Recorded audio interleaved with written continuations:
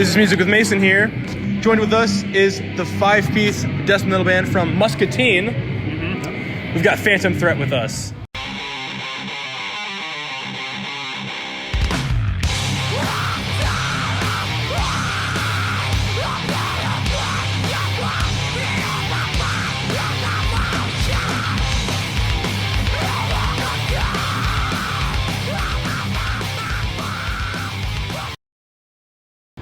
How are you guys doing right now? Feeling good. Feeling really good. Feeling super good. We just played Red, White, and Riffs. Literally just got off stage like 5 minutes ago and feeling pretty good about it. That's right. The mosh pit looked crazy out there. Looked fun. Yeah. You guys are just, headbanging and stuff. I'm sure you saw a little bit of it at least. Absolutely. Oh, yeah. Love to see when the crowd's getting into it. That makes us feel, like we're appreciated and that everyone loves the songs. Makes you go harder. Yeah. If the crowd's getting into it, makes you go harder. Exactly. I mean, if no one was doing anything, they just sat in their phones all day. It's hard to get into it. Why would you? Why would you even play? Right. Exactly. But here we are. You got the young bloods. You got some old guys out there getting it on, just having fun. Right. And that's why we give 100%, because when we give that out, we want it back, right? So if we're just standing up there doing nothing, then everyone's just going to be like, all right, when is this over, So we give 100%, and when we see 100%, we just keep going more, It's just nice that the metal scene is kind of a variety of ages. You see some old guard out there, you see some kids out there, and it's just nice to see, the next generation of kids getting into this kind of music. For sure. And I just want to point out, you guys are really well known for your songs An Irreversible Birth, The Thin Crust of an Oracle's Blood, and Cast for Chord Duty. I want to point out, that second song has a really interesting title name. Why is it named that? I just want to point that out. Lyrically, that's more of our vocalist kind of territory, but all of our songs are kind of like stories, kind of like horror movies, and we don't try to write about anything real life. We just try to conjure images in people's heads, you know what I mean? Lyrically, yeah, it's all fantasy, we just try to have music where it's relatable but kind of like fiction and fun. It's not too what's the word I'm trying to look for, Gruesome? Well, yeah, it's gruesome, but it's not something that you have to really ponder too much about. It's just fun, it's fiction, and anyone can kind of put their own image to it or story. We take a lot of influence from Black Dahlia Murder for that, because all of their songs are pretty much just you're reading an old horror book or watching a horror movie, and that's what we want lyrically, is to just conjure images in people's heads. Right, for sure. You do a great job at portraying that dark Mensley tone of deep, dark horror movies, and you just put it out there in music, which is kind of a cool thing to see. Especially with the name Phantom Threat. Right. Who came up with that name? You came up with it? I came up with the name. There's not really a specific story that comes from it. I just remember writing a bunch of just words down, right? And I was going through phantom, power, and threat, and trip, and all those kind of words. And then I just kind of put Phantom Threat together and just came to the guys and said, what do you think of Phantom Threat? And it just stuck ever since. That's right. And going back in time, your debut show was at the East Village Theater. And you played alongside Empty Graves, After Our Animals, and House of Animals. So how was that show, just the very first time you got to play with each other? It was pretty interesting. I remember we actually formed the band maybe 6 weeks before, and we had this show opportunity to play there, and we were like, you know what, we got to start somewhere. Let's just jump on it. I remember we had 3 songs at the time, and we played it, and we were a 4-piece, and Alex actually wasn't in the band, but he was in attendance. And Alex and I go way back, over 10 years, and have been jamming together for a long time. And he came up to us and was like, you guys crushed it, what do you think about having a second guitarist? And we were like, yeah, let's get Alex in the mix and be a 5-piece. And what were some of the other songs you had to play? I know you had to have some covers, right? There was no covers, actually, so let me jog my memory here. We came out with Irreversible Birth. We played that, and then we played Grave Borrower, which was played tonight. We still play that one quite a bit. And then we ended with Gunshot Revisionist. And those were the 3 songs we played. And that was your set? That was the set. That was it. No covers, short and sweet. No BS. I mean, hey, you got to put yourself out there. No, we're a fan of this band or we're a fan of that band. We're our own thing. You know what I'm saying? Yeah. We've always tried to not do covers. Not that we're against covers, especially for kind of a holiday show, a Halloween show or something like that, throw in a Rob Zombie thing or something. For sure. But overall, we want to be known for our originals and not for covers. Exactly, yeah. It sticks more if it's original than rather just like, oh, it's just another boring cover band with another Cannibal Corpse thing. Speaking of Cannibal Corpse, that's one of the bands that I really find connecting you and the other members of the band. Are there other bands that you guys have inspired, like really inspired you to become this crazy, heavy horror house movie thing, this band? For me personally, not so much lyrically, but my writing, like Gojira is a big one, In Flames is a big one, Arch Enemy, a lot of the Swedish like death metal bands. Yeah. Personally, for me, of course. One band that comes to mind, especially when we started this band, that I really looked up to at that time was Gatecreeper. I really liked their imagery at the time and just the vibes that they brought, the old school death metal. A lot of influence for me comes from death as well. And I got to give a shout out to Gatecreeper though, because they really pushed me at the beginning of forming Phantom Threat, and I think a lot of inspiration came from them for me personally. This whole new death metal scene is just really crazy. Like bands like Undeath, Gatecreeper, 200 Stab Wounds, Frozen Soul, like all those guys, like they're really pushing the genre forward in a really fresh and interesting way. Yeah, especially when you have like a new generation coming out, and you have some of the older bands like Cannibal Corpse and Napalm Death and DSI, Stormtroopers of Death and stuff like that. But then you got the newer stuff, and they're coming up with their own thing. Yeah, kind of a crazy thing to think about.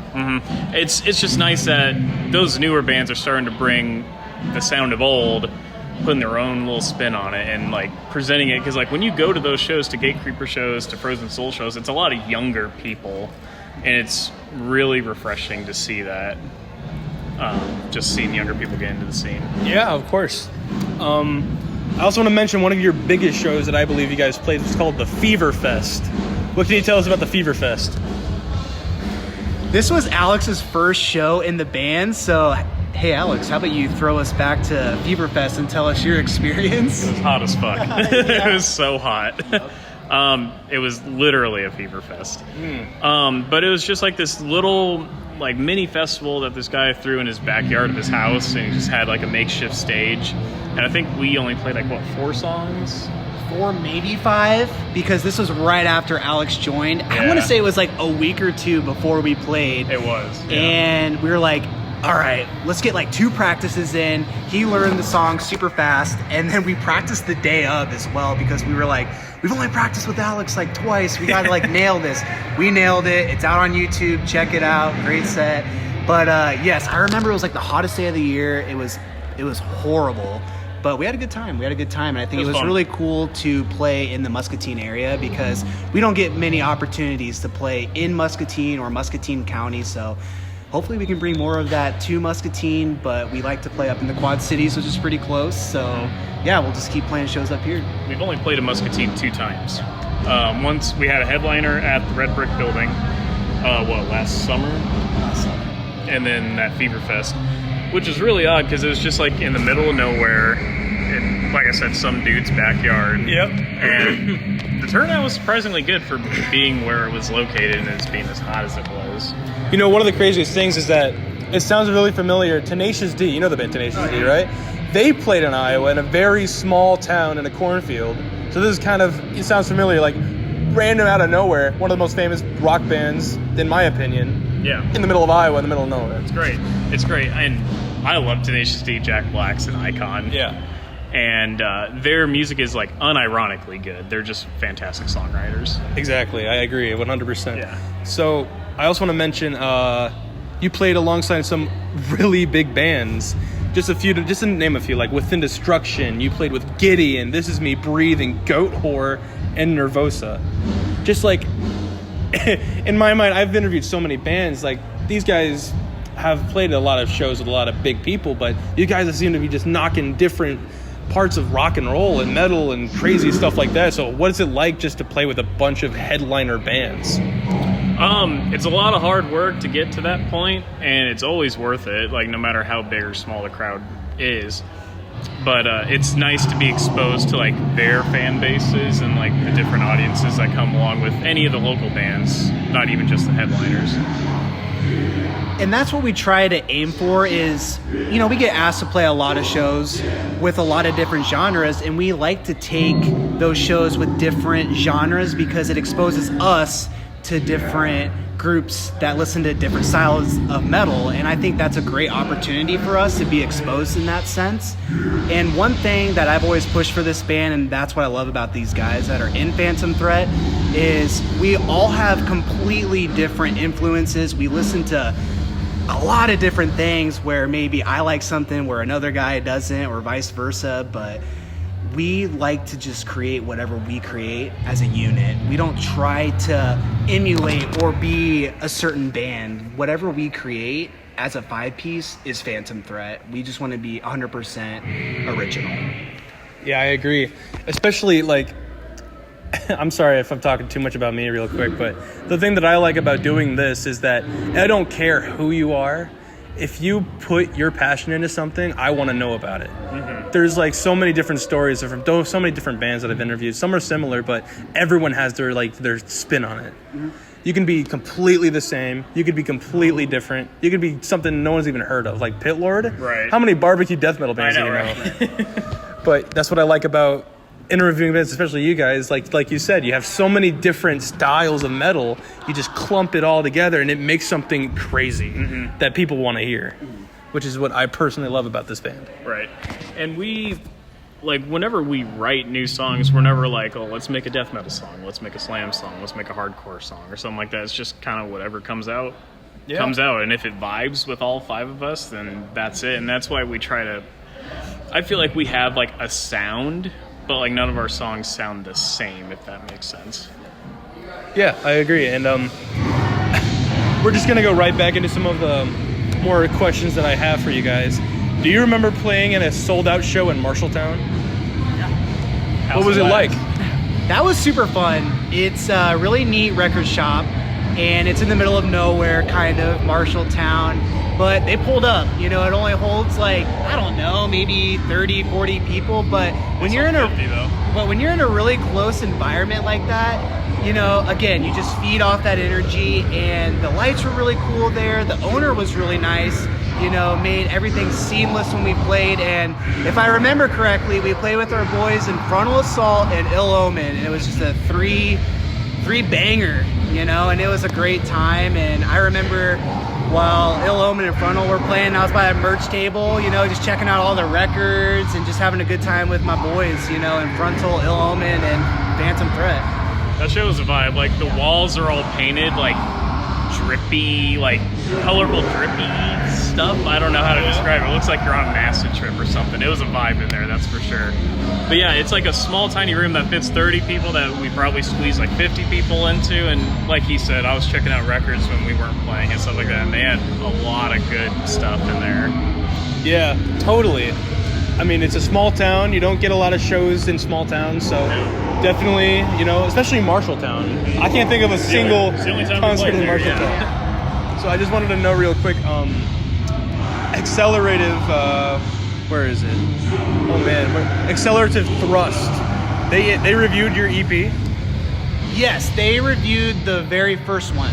They did correct? the second one too. And they did the second one? Okay. Yeah. Okay. Yeah, the first one they gave a glowing review, and they said it reminded them of like Botch and like old metalcore bands like that, which I appreciate because I like Botch, I like Converge and all those kind of bands. And then the second one, they said it was on the more death metal side, which I really appreciate because that's like where I live, like that's my kind of musical territory, as it were.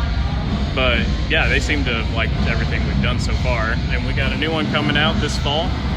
4 songs? Yep, 4 new songs coming this fall, so get ready for that. All right. I also want to point out, Alex, you used to work for a pest control company? I did. What was it like? We're just working the job? Easy. It was easy. You see some stuff, though. That's for sure. The job I work for now is a lot more my speed. It was just too slow. I had too much time on my hands at the pest control company, honestly, and I just kind of wanted more of an outlet for me mentally and physically. I also want to point out, you and John from Wyvern have something very similar. Are you a fan of Fallout? The game? Yeah. Absolutely. He's also a big fan of Fallout, by the way. So I love Fallout. The show was great, by the way. If anyone's wondering if the show is good, the show is good. is Fallout New Vegas the best one? Yes. Arguably. Yeah. My favorite is 3, but I am willing to concede that New Vegas is the best one. It's like what everyone in the Fallout fan base likes about it. Right. I mean, the quests are better, the characters are better, the story's amazing, and like 3 has its issues, but that game is very nostalgic for me. Yeah. So I kind of gravitate towards that. But I played New Vegas all the way through. I can't even say how many times. And 3. It's true. I like 3, but it takes a few more missions to get into it. Absolutely. So it's a lot longer. What's your special? What would you say your special was? Like the build I was running. Yeah. I was definitely a long rifle kind of build. Yeah. One of my buddies has only done melee builds in every Fallout game. 3, New Vegas, and 4. He's only done melee, and I just don't know if I have the patience for that. Yep. I'm more of like an assault rifle kind of guy in that game. Yep. But yeah, absolutely, some of the best games of all time. Sure. Scott, I want to know, what is Kent Corporation? It's located out of Muscatine, Iowa. They sell feed for farmers all across America, and yeah, that's my job. I buy direct material that goes into that, and yeah, I'm supplying all the farmers out there, so shout out. A&F, America Needs Farmers. Correct. I also want to point out, you went to UNI? Yes, I went to University of Northern Iowa, go Panthers, class of 2020. And what did you study? I studied supply chain management, so that's what I'm into at Kent, in the supply chain world as a buyer. All right, and we're finally down to the final 3 questions for you guys. The first one, what is the future for Phantom Threat? More concerts, many more albums, merchandise, what are we going to be seeing? Well, like I said before, we're definitely going to drop new music in the fall. Definitely more shows, more concerts, and we're always writing. Like, even we're going into the studio here next month to record this new EP, and I guarantee you, even when we're recording this new one, we're going to start writing for the next one after that. So obviously we have music coming this fall. We're always open to new ideas for merch. We got shorts and shirts, but we're thinking maybe koozies next, or like beanies for the fall. So be on the lookout for that. Follow our socials and you'll see some new merch drops. Do we have a name for the new EP coming out? We do not at the time. And what will it be released on, everything? It'll be released on everything. One thing that we want to do different for this release is our previous releases have only been on streaming so far. We want to maybe do vinyl or cassette and CDs for this next release. The classic way. Yep. You gotta love the classic way. And second and final question, your final meal before you died, what would it be? Hot wings. Hot wings? Hot wings. I'm not even surprised on that one. Where? Either Filling Station or Hooters. What flavor? At Filling Station, no refunds hot. Okay. Or just standard hot buffalo at Hooters. There we go. Yeah, I love hot wings, so I'm a big for hot sure. wing guy, yeah. Scott. I would have to think about it, but off the top of my head, give me a filet mignon steak with some mashed potatoes, asparagus, and some salad and some cornbread, and I'm good. All right. And our final question for you guys, what would you tell the young and aspiring musicians who want to do what you guys are doing right now? Just do it. Just do it. Don't hesitate. Don't let your friends tell you what they think you should do, or your parents, or anything like that. Like, if you have a creative passion, you need to do it. All right. I would say stay true to yourself. The internet's out there, so go find new music, go to a record store, talk to people, go on YouTube, learn how to play some songs, and don't get discouraged. Don't give up if you're not going to get it right away. It takes time, and you got to just sit down and really try. If you want to play drums or whatever it may be, if you take just 15 minutes every single day, you'll get there. That is beautiful words. Thank you guys so much. And we will see you guys next time.